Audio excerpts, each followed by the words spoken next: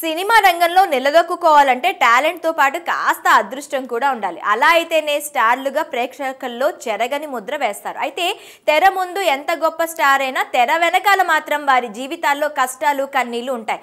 ఈ క్రమంలో పలువురు నటీనటులు తమ గోడును విన్నవించిన సందర్భాలు కూడా ఉన్నాయి. ఈ క్రమంలో ఓ స్టార్ హీరోయిన్ తన నట జీవితానికి ముందు పడ్డ ఇబ్బందుల గురించి మీడియాకు వెల్లడించింది.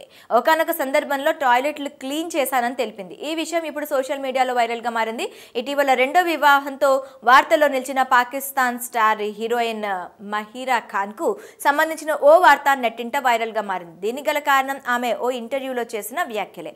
నటిగా కెరియర్ ప్రారంభానికి ముందు 17 ఏళ్ల వయసులో చదువు కోసం యుఎస్ వెళ్లానని, ఆ సమయంలో ఖర్చుల కోసం ఇబ్బందులు ఎదుర్కొన్నానని ఆమె తెలిపింది. దీంతో చేసేదేం లేక ఫ్లోర్లు తుడవడం, టాయిలెట్లు కడగడం వంటి పనులు చేశానని ఆమె చెప్పింది. కాగా మహీర్ ఖాన్ షారుఖ్ ఖాన్ సరసన రయీస్ లో నటించి బాలీవుడ్ లో అడుగుపెట్టింది. భారతదేశంలో తనకంటూ భారీ అభిమానులను సంపాదించుకుంది.